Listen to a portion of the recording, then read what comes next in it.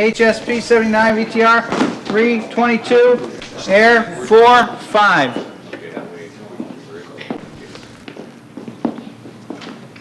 Fifteen seconds.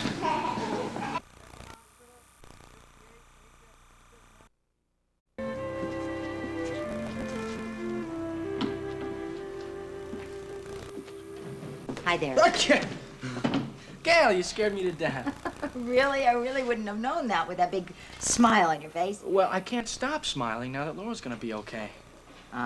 So your dad and I noticed last night. That really was wonderful news. Yeah. You know, I'll tell you something. It didn't really sink in until this morning. I was driving Laura to school, and then all of a sudden it hit me. 6 more months of court surveillance, and then it's all behind her. That's incredible. It certainly is, especially considering yesterday at this time, you and Lee were terrified that Judge Stolman might not even believe Laura's story and might even consider an institution. Well, this is one time we both didn't mind being wrong, and we're both lawyers, too. Really? Well, I almost am. You know, your father just looked like himself this morning at breakfast. He even felt well enough to have a legal meeting with Anne Logan. I think he's really going to be back in the swing of things very soon. Anne Logan, that's Audrey's niece, isn't it? Yeah. She's terribly concerned about little Jeremy Hewitt. Apparently his only living relatives are an aunt and uncle in California, and they don't want the responsibility of taking care of him now. I was one of the lucky ones to be adopted by a guy like Lee who he made me feel like I belong, just like a real son. You are his real son, Scotty, in every sense of the word.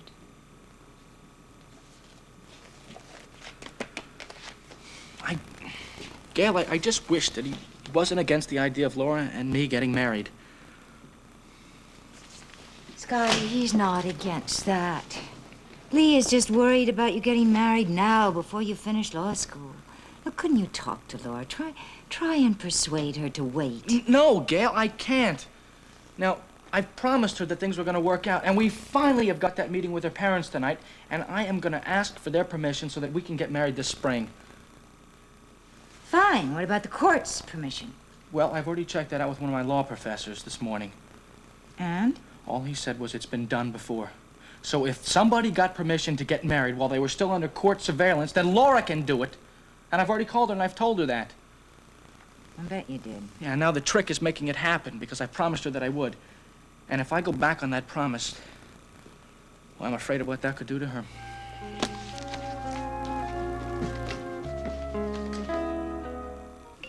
Well, don't ever do that again, Luke. I hate to be hung up on. Yeah, well, I hate to be bored, so why don't you just cool it with all this stuff against Laura Weber? Yeah, well, you wouldn't be so bored if you'd been here a few minutes ago to see the way the high and mighty Dr. Leslie Weber treated me.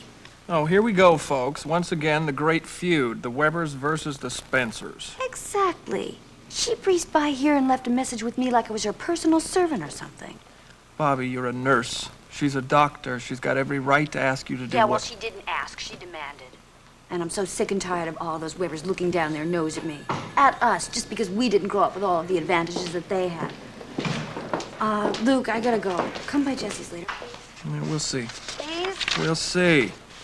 Bye. Hi, Dr. Quartermain. May I help you?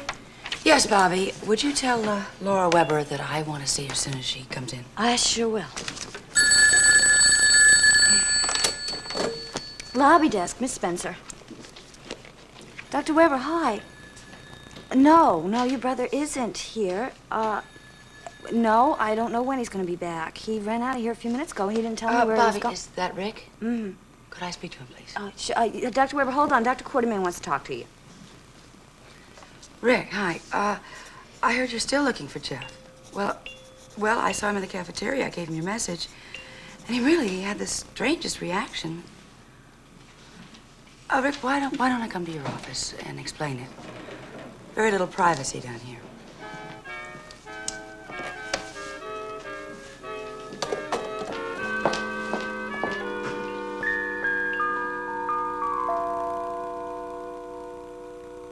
Jeff, you still haven't answered me. Why are you home so early? I told you, Heather, we have a lot to talk about. But you just left for the hospital an hour ago. Yeah, well, a hell of a lot can happen in an hour. Now, I want an answer to something, and I want it now. If I can? Oh, you can, all right. Heather, why the hell didn't you tell me you've been taking birth control pills?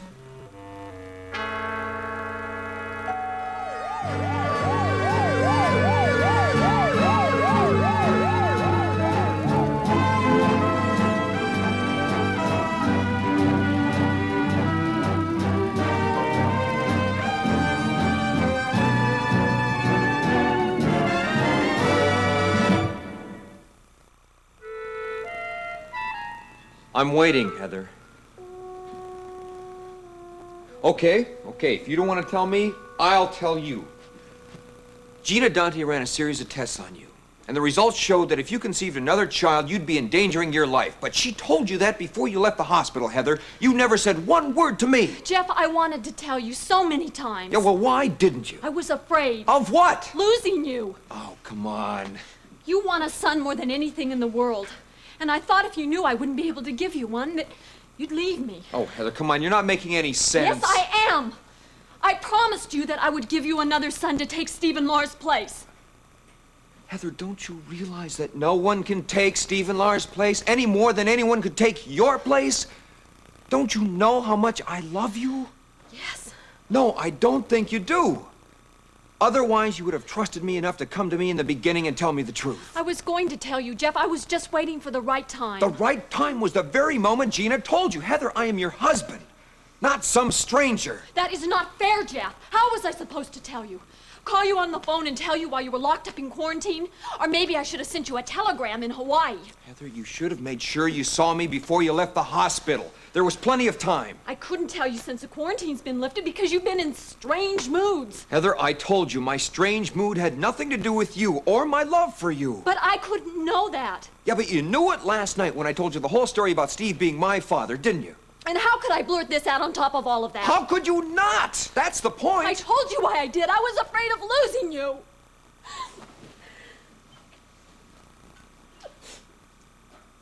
Baby. Come on. Come here. Oh, honey. If I've learned anything lately, it's that what we want in life and what we get are two entirely different things. Jeff, I'd understand if you turned to someone else. Someone who could give you Hey, come on now. That is about the most absurd thing I've ever heard you say. Heather, I don't have to go looking for what I want or what I need. It's right here. Maybe for now.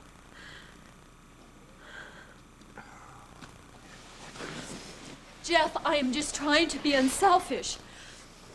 I don't want you to resent me someday because I cheated you out of what you want most in the world. Heather, if I ever resent you, it'll be because you've never learned to trust me or believe in my love for you. Jeff, you don't have to believe this if you don't want to. But I called Gina this morning and I begged her not to say anything to you because I was going to tell you myself tonight. Honey, I believe you. I believe you. And Gina wouldn't have said anything if I hadn't asked her straight out if something was wrong with you that I didn't know about. Why did you think that something was wrong with me all of a sudden? Well, I didn't.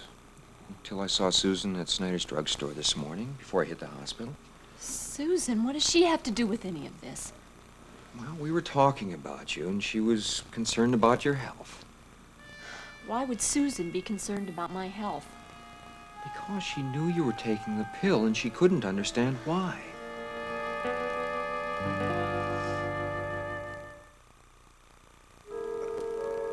You're sure it's not an inconvenience, Dr. Kincaid? Yeah, well, so many things have piled up around the house that needed my attention, besides doing my income taxes. But I'll be back in a full schedule on Monday morning. Yeah. Look, by the way, I talked to Rick Weber this morning. Yeah, I wanted you to know that the judge has decreased Laura's obligatory sessions from 5 to 2 days a week, so today will probably be your last session with her. Oh, well, good. Look, I know how hard it is for Laura to open up to anybody. I'm very glad to hear that. Yes. All right. Well, thanks again, and I'll talk to you tomorrow. Yeah, you too. Yeah, bye-bye. Hey, thank you for the coffee, honey. You're welcome. Dr. Kincaid willing to take over for your patients with you? Yeah, so it gives me another full day with you and PJ. Hey, it's good to see you so happy and relaxed this morning. Thanks to you. That was such a good idea to change our number to an unlisted. Oh, Peter, I've been meaning to... Oh, excuse me. Didn't you sleep well last night? Oh. Yes, I slept like a log. Best sleep I've had in weeks. I'm just still a little groggy, that's all. You sure that's it? Yes. Dr. Taylor, you worry too much, you know that? But you don't have to worry about me anymore. Because today's the day I'm going to get everything in order for me to go back to work at the hospital. If you're up to it. Of course I'm up to it. And I know that Dr. Levine is going to confirm my opinion when I see him this afternoon. Which reminds me what I was about to ask you before I started to yawn. Could I use the car this afternoon to go to the hospital instead of taking a bus or a cab? Well, I'll do you one better. I'll drive you, and while you're with Todd, I'll organize things in my office. I'd love that. It'll be just like old times, you and me driving to the hospital together. Right. There's only one problem. What's that? PJ. You know, Maggie's not starting work until tomorrow. So, if there's no one to stay with him while you two are gone. Problem solved. Heather's going to come over this afternoon. I'm sure she wouldn't mind watching our baby for us till we get back. Yeah, I'm sure Heather wouldn't mind. Our only problem would be prying PJ loose from her once we do get back. I felt so bad for her when I told her that Maggie'd be working for us. Well, certainly she understands why. Maybe, but I could tell she was really disappointed. Particularly when she saw Maggie come out of the nursery with PJ just to say hello. I know that he reminds her of the baby she just lost. Well, all the more reason why she shouldn't dwell on it and get back into the book room at the hospital. You know, maybe we shouldn't ask her to look after him today, huh? Oh, it's only going to be for a few hours. Besides, I feel I really owe her a favor. I don't know how I would have survived while you were in New York. All of those terrible nights if she hadn't stayed here with me. Okay, you win. But only because I'm selfish enough to want to spend every minute I can with you today. Look, honey, don't you think you ought to call Heather and check with her? No, I just said she's going to be coming over this afternoon. Yeah, I know, but maybe she made other plans for later. Oh, you're right. Okay. If she has made other plans for later, I bet she can change them pretty fast.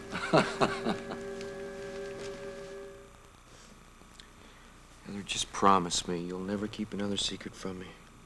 Especially something that affects our life together, please. I promise. Okay. And listen, I'm sorry for storming in the way I did. But when Susan dropped that bomb about you being on the pill, Why doesn't Susan just stay out of my life? Heather, believe me, she was just concerned about your health. Naturally, she thought I knew all about it, so she didn't see any harm in asking how you're getting along. Jeff, you don't know her like I do.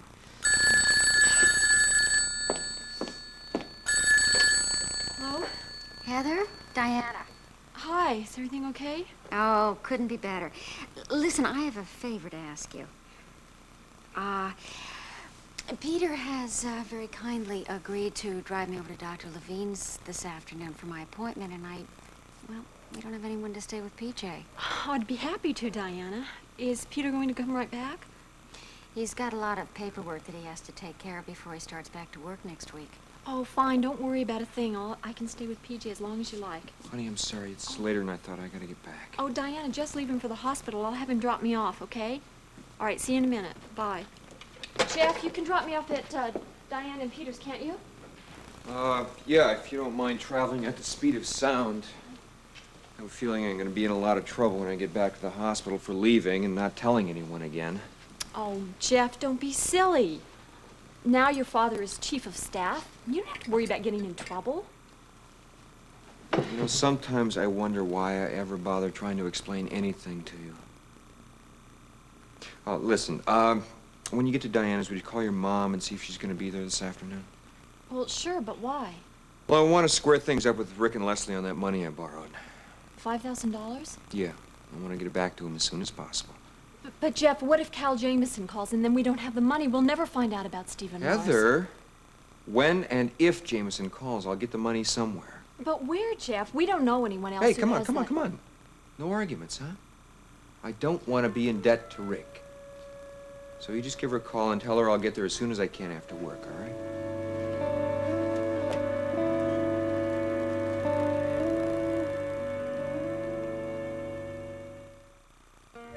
Okay, Eric, now that you've checked me out, when can I get back to work?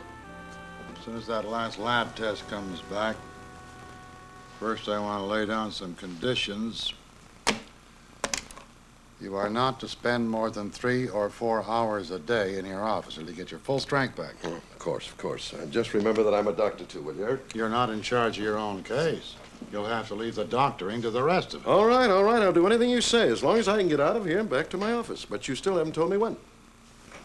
Later today. But I warn you now, if you... I won't overdo it, Eric, I promise. Because if you don't take it easy, I'm going to slap you back on that bed so fast your head will spin. Still as tough as you were during the epidemic, aren't you? Well, I consider that a great compliment. They were the most difficult weeks that I've put in since I entered the medical profession. Yes, they were difficult for all of us. And I'll never be able to thank you enough for what you did to pull us through it. Important thing is we licked it, and I do mean we. I have never been more impressed by a medical staff than I was by yours here at General Hospital, without exception. Yes, I'm very proud of them all. You have every right to be. You know, difficult as it would be to single out just one person for special commendation, it would have to be Jeff Weber, hands down.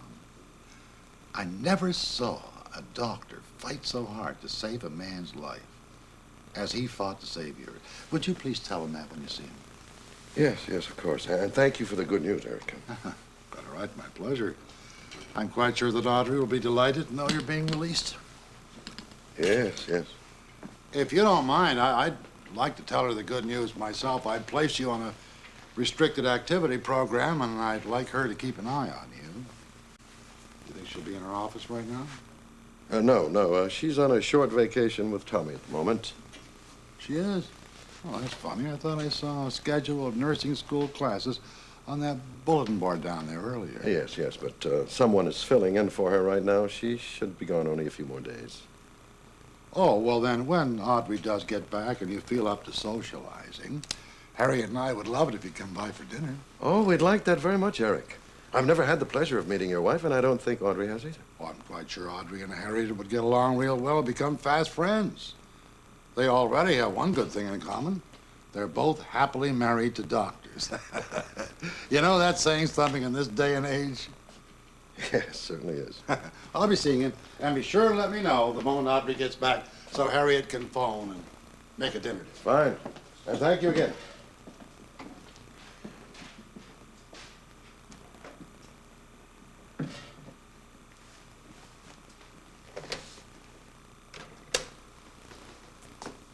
Yes, this is Dr. Hardy. That number in Salt Lake City you tried for me before, would you please place that call again? Yes, that's right. Person to Mrs. Hardy. Oh, that's all right, operator. I'll speak to the party on the line. Lucille, it's Steve. Has Audrey gone out somewhere with Tommy? Oh. No, I understand. But if you would, just tell her that I called again, and I'd love to hear from her. Thank you. I will. Goodbye, Lucille.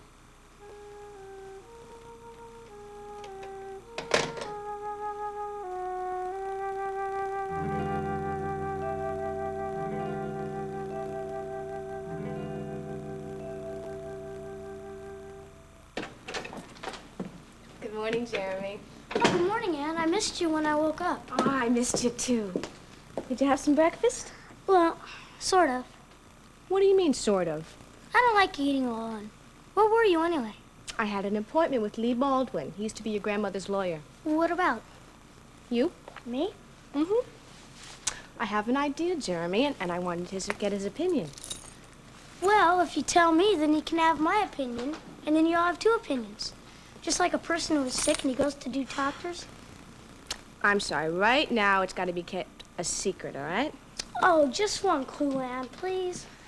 Okay, just one. Lee Baldwin is flying to California to see your aunt and uncle. He wants to discuss my idea with him. Oh. What's the matter? I thought you liked clues and trying to guess secrets. Well, yes, Anne, but I think I know what the secret is, and I don't like it. Oh, you couldn't. Yes.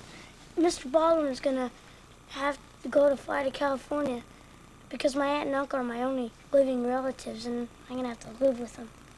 But I don't want to go over there with them. I don't like them. Jeremy, I am happy to say that your guess is so wrong, it's almost funny. Really? You mean you're not gonna send me there? Jeremy, would I send you someplace you wouldn't want to go? Well, I hope not, but if Mr. Baldwin didn't go there to discuss that with my aunt and uncle, then why did he go? No fair. I said one clue, and you've already used that one up. And I was wrong. Mm-hmm. Hey, this is the first time I can remember being wrong. So will you trust me for a while, at least until Mr. Baldwin gets back from California? I'll trust you even longer, Anne. I love you. Oh, I love you too, Jeremy. You know, it's strange that just a few months ago, I didn't even know who you are, and now I consider you my best friend in the whole entire world. I feel the same way about you, Jeremy. You know, if my idea works, and I am praying it will, we might end up to be more than just best friends. Really? What will we be? No more clues. Oh, you. But, Lee, are you sure that you're strong enough to do that? Now, don't give me that Dr. Adamson bit, Counselor. I'm just concerned about you making such a long trip so soon after your illness. Of course I would love to be your private physician and go out there with you, but I can't, you know that. We're just piled up with work because of the epidemic. All right, I'll agree if you would agree to go to Palm Springs for a few days while you're out there before you fly back east. No, Lee, I'm not trying to get rid of you. I just think the sunshine would be good for you for a few days. All right, we will talk about it over dinner. Yeah. Yes, I will. He's here right now. I love you, too. Goodbye. Gail, is he going to go to Palm Springs? Well, that was my idea. He wants to fly out to California to see Jeremy's aunt and uncle. And I thought as long as he's out there, he might as well take advantage of the sunshine for a few days. You're right. It is a good idea. But is he up to that kind of a trip? I really think so. But Dr. Lombard's going to go over to the club and give him an examination today, just to make sure. Oh.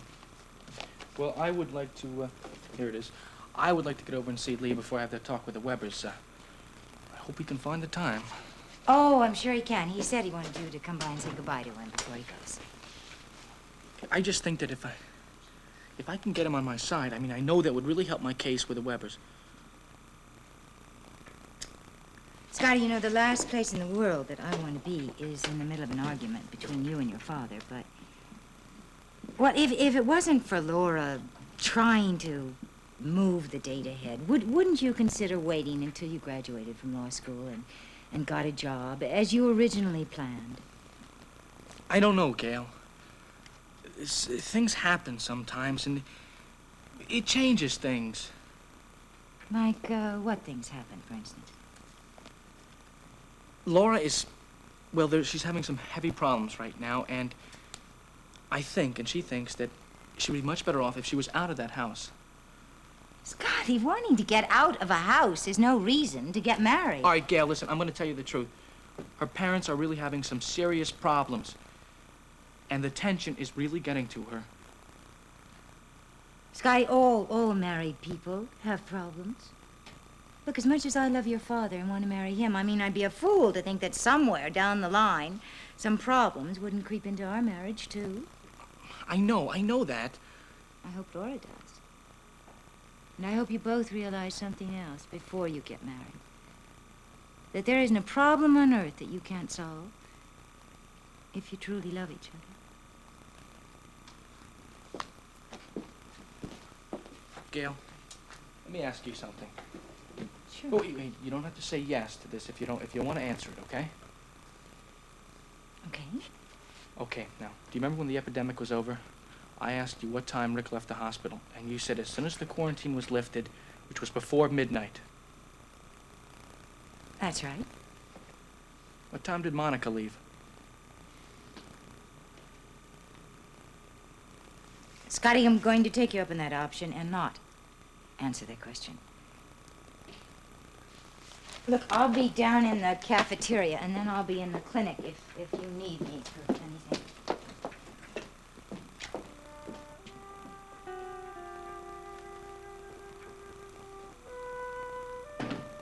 I know for sure that it was Monica who Dad spent the night with after the quarantine was lifted. Hi, Scotty.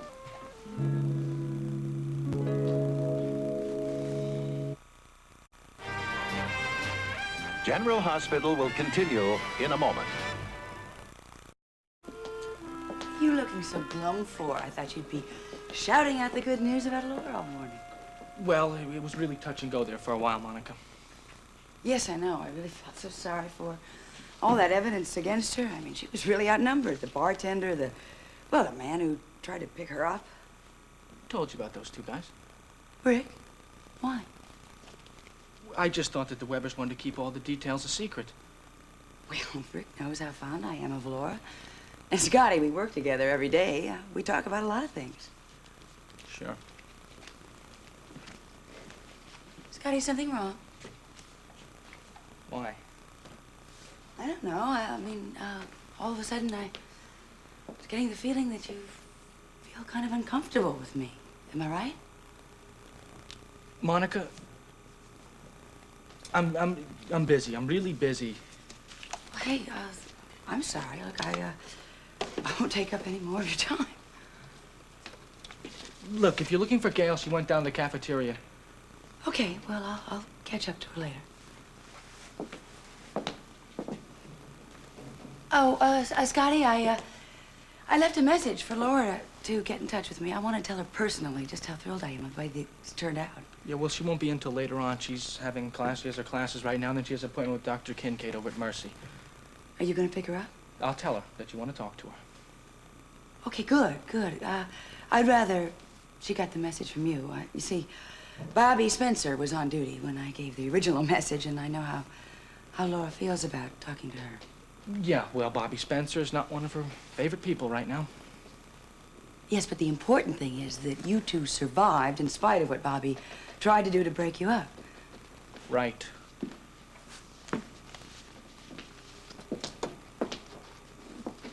Scotty, are you sure that there isn't something I've done? I mean, are you upset with me? No, Monica, really, I'm not. Okay. Talk to you later.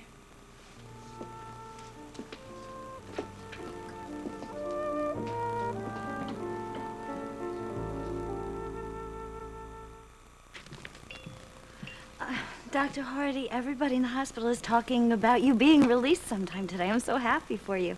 Thank you, Bobby. That makes two of us. Dr. Hardy, when's Mrs. Hardy coming back? Our classes just aren't the same without her here. Well, I'm not sure exactly, but soon, Bobby. Look, the reason I'm calling is to find out if Jeff Weber picked up any messages I left for him this morning. Oh, yes, I gave them to him just as soon as he came in. Haven't you heard from him? No. Oh. Well, he wasn't here all that long, so maybe he didn't have a chance to see you. Bobby, are you saying that Jeff left the hospital? Well, yes, Dr. Hardy, he did. But he seemed to be in an awful hurry about something. Well, look, Bobby, when Jeff comes back, tell him I want to see him immediately. He's already back, Dr. Hardy, but he's in surgery now with Dr. Levine. Oh, I see.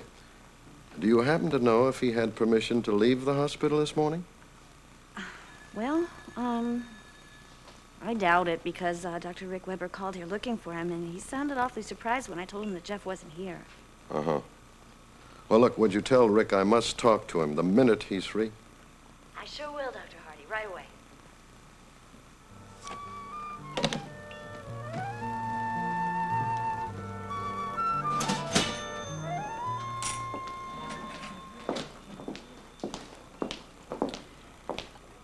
Can I ask you a question? Well, would you like to sit down first, or do you want to ask me standing up? I'll sit down. Have you ever thought that I was completely paranoid?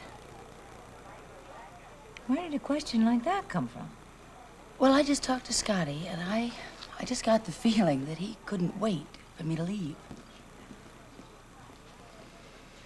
Well, I know that today he is kind of preoccupied and apprehensive because he and Laura are going to see Rick and Leslie tonight and have that long-awaited meeting. Gail, I happen to be an expert in apprehensive behavior these days, and that wasn't it. Scotty was acting like I was a disinterested stranger. Paranoid, right? No, maybe not. Just before I left the office, Scotty asked me what time Rick left the hospital that night after the quarantine was lifted. Go on. Then he asked me what time you left the hospital. Oh, why would he ask something like that? I'm really not sure. Except just before we got on that subject, he was telling me how difficult things were for Laura at home since Leslie and Rick are having such serious marital problems. And Scotty thinks I'm responsible for it. Gay, I hope you didn't say it. What time Rick and I left? Well, fortunately, Scotty gave me an out by saying I didn't have to answer his question if I didn't want to, so naturally, I did it. Laura must know something, or Scotty never would have asked you that. The only way I can find that out is to ask Laura point blank when I see her. Monica, if you do that, I think you'll arouse even more suspicion. Gail, everything that started over again in that quarantine is never gonna end. Never.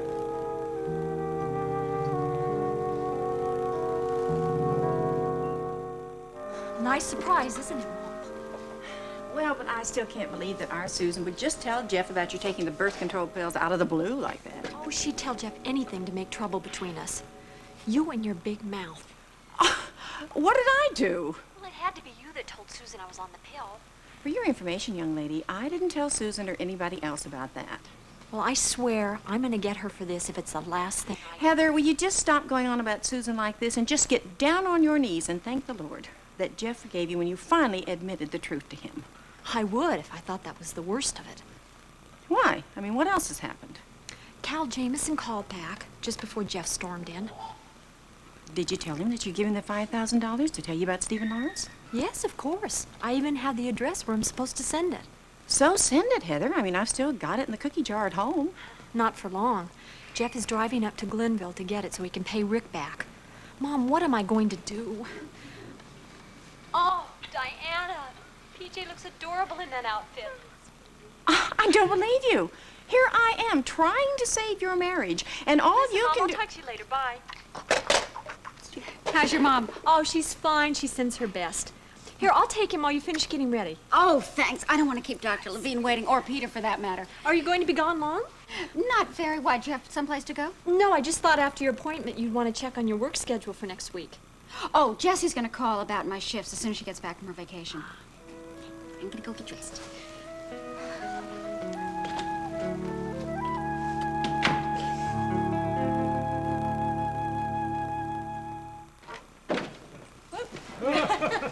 Thank you. Oh, wow, it's good to be home, you know it? Hey, I thought you loved Canada. I loved Canada, but it's still good to be home. Hey, Bobby must have thought we were coming home a day early. The apartment's spick and span. Gee, it really is, isn't it? You know, I thought about calling you when we stopped for breakfast this morning, and I was afraid you'd still be asleep. Well, why don't you call her at the hospital and tell her we're back? Ho, not a chance. I don't want a flood of phone calls about vacations and shifts and all that kind of thing. Not until I'm back officially. My, we have changed since our vacation. Well, our vacation is not over yet, you see, so I think I'm going to let Dory take care of everything at the hospital and enjoy every single minute of my leisure. You really did have a good time, didn't you, Jess? Oh, Dan. I didn't know how badly I really needed to get away from telephones and radios and all that kind of thing. Until we got to the lodge and I suddenly heard the quiet. Yeah. If you're looking for rest and relaxation, that's the place to go.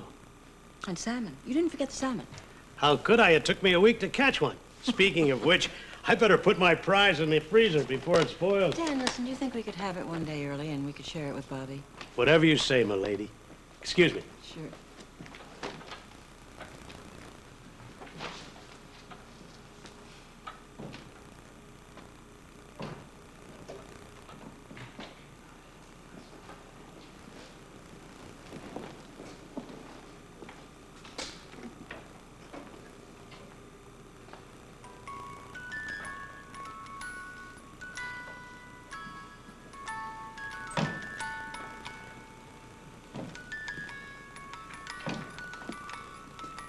It's a nice tune. Does it bring back memories? Oh, sure it does. I guess everything in this apartment does. I suppose it always will. Happy ones, I hope. Well, some happy, some sad. But I'm not complaining because ever since Bobby's moved in with me, everything has been changed so.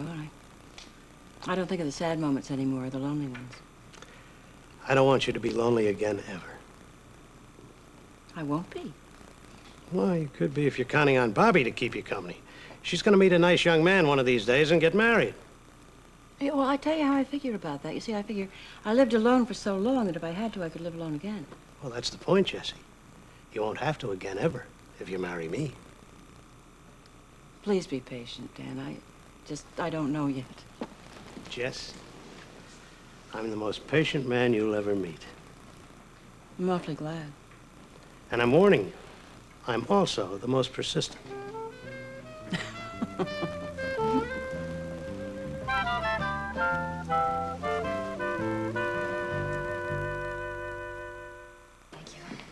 Hi. Well, isn't Joe college? Won't you get lost so far from campus? I wish you'd stop that. Okay. Aren't you supposed to be in speech class at this time? Yeah, I'm on my way there now. I just stopped by to accept your invitation to drop by Jessie's later. Great, Luke, because we've got some very serious planning to do. Hold it, Bobby. I mean this. Now, if I come over there and I hear the words just once, reform school, Laura Weber, or how am I going to get even with Scotty, I'm walking out. Listening to me because I'm serious about that. Scotty, hi. Hey, Scotty, hi. Hiya, Luke. Okay. How you doing? How's classes? Good. Well, I gotta get to the campus now myself, so I'll see you. Hey, I'm going there myself. I got my car. I'll give you a lift. Oh, thanks, but I got my father's car. Another time? Right, okay. Scotty. Yeah. I just want you to know that I'm really happy for Laura and for all the Webbers about the way everything turned out. You know, But I Leslie know all was here that, Bobby. talking. See you around. So long. See what I mean about the way he treats me? Well, what do you expect, Bobby? After all you've put that guy through? Luke, that's no reason for him to treat me like that. Thanks a lot, I got my father's car outside. You know why he said that, don't you? Probably because he's got his father's car outside. No, Luke. Just to rub it in our faces. Our family grew up so poor, our father didn't even have a car. Yeah, and it's a good thing. He was too drunk all the time to drive it. But my life's changed. I do have a car. And I will pick you up after work if you like, and I will not be drunk. And I'll take you home, okay? Okay. See you. Hello? Hi. Bobby, is Jeff Weber in the hospital? Yeah, and he is, but he's out of surgery. I don't know where he is. He didn't come by and tell me. Okay, I'll find him, thanks. And if you find him, tell him that Dr. Hardy's really angry at him because he hasn't returned any of his calls, and so is his brother. Okay, Bobby. Monica, you got a minute? Sure. Are you feeling any better? Yeah, a little. Listen, I think I owe you an apology for blowing up at you earlier. No harm done. Yeah, well, maybe not, but I just wanted you to know that my bad mood had nothing to do with you. I'd just gotten some pretty shocking news. Just wanted to get out of here. I'm sorry. Listen, I understand. I mean, if anyone knows what tension can do to the human psyche. But did you get in touch with Rick? No, I haven't had a chance yet. I've been in surgery all day. But I will. I don't know when, but I will. Please do. I know he's really concerned about you, Jeff. Yeah, I'm sure he is. Bye.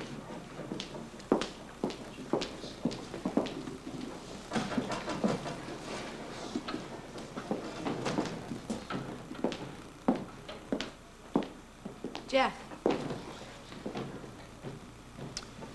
Annie, don't you ever give up? I am not here to give you a lecture on Pollyanna philosophy. Don't worry. Well, that's a welcome switch. May I join you? Sure, why not? So, what is it this time? Jeremy asked me to say hi if I happen to see you sometime today. He's some kind of special kid, you know. Oh, he's the greatest, Jeff. You know, I can't stand the thought of him going to live in a boarding school the rest of his life. His childhood, at least. With a lawyer to make sure his tuition is paid and make sure he has a place to go on holidays. Is that the only alternative left? No, it's not, and that's what I wanted to talk over with you before I go see Steve with my idea. Ah, wait a minute. why don't you do yourself a favor and just kind of skip me?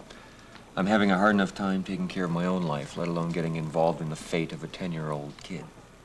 Maybe if you got involved with planning someone else's future, yours might not look so grim. Ah, I knew we'd get around to it eventually. Hold it. No advice. I just know you are going to work things out, Jeff. And once you start showing Steve and Audrey that you're on top of things again, it will definitely relieve the pressure between them two. Listen, Audrey only did what she thought was right, and no one should be made to suffer for that. But we're getting off the subject. What's this you got in mind for Jeremy? Well, I talked to Lee Baldwin today, and he... Dr. Jeff Weber. Dr. Jeff Weber. Please report to Dr. Rick Weber's office immediately. Dr. Jeff Weber... Well, at least you can't say that I'm cutting you short because I don't want to listen to what you've got to say. Of course, I'm not really looking forward to seeing my big brother, but I might as well get it over with. We'll talk about it later. Good luck, Jeff. Yeah.